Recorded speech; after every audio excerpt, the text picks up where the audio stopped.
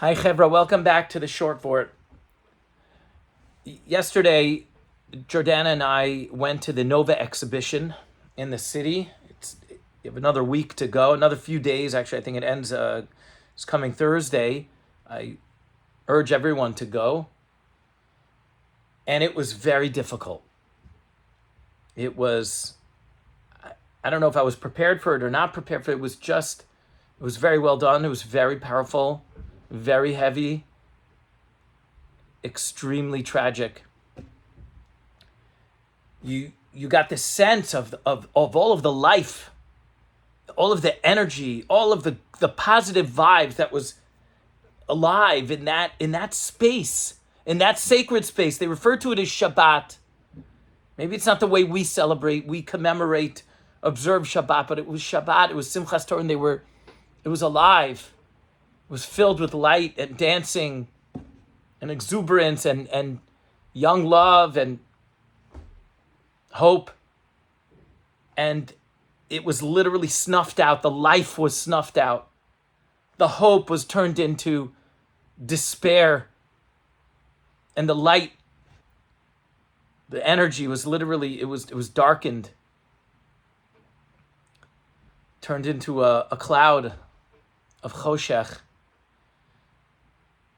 And it got me thinking,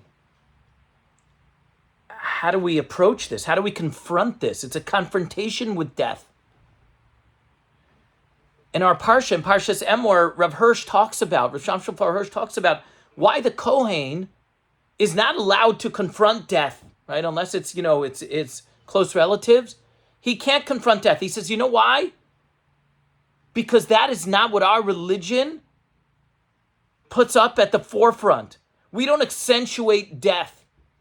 We accentuate life. We don't accentuate and celebrate death. We celebrate and accentuate life. And he says that, like in the ancient world, they literally believe that the kingdom of God begins at death.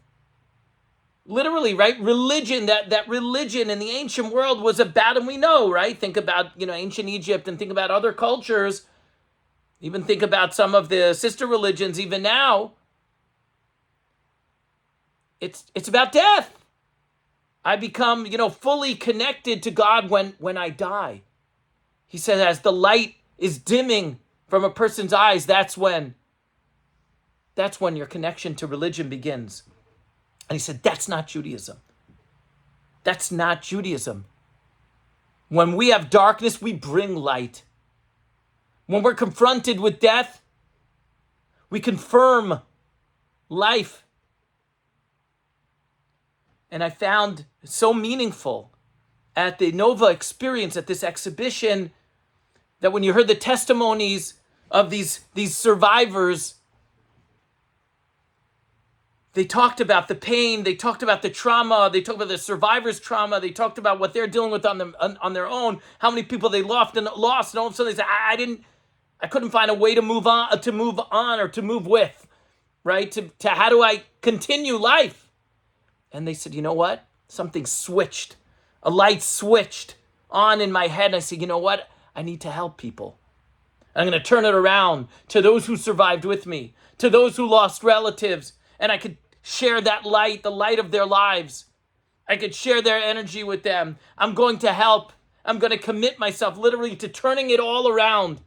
And my purpose now in this world, now that I survived through a miracle, stroke of fate, destiny, whatever you want to call it.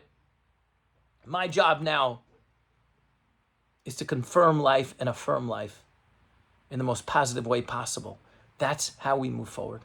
May we be zoche to find that light in the midst of this terrible darkness. Shabbat shalom to everyone, and may the memory of all of the Kedoshim we lost at Nova, October 7th, and the soldiers since all be remembered for blessings and light.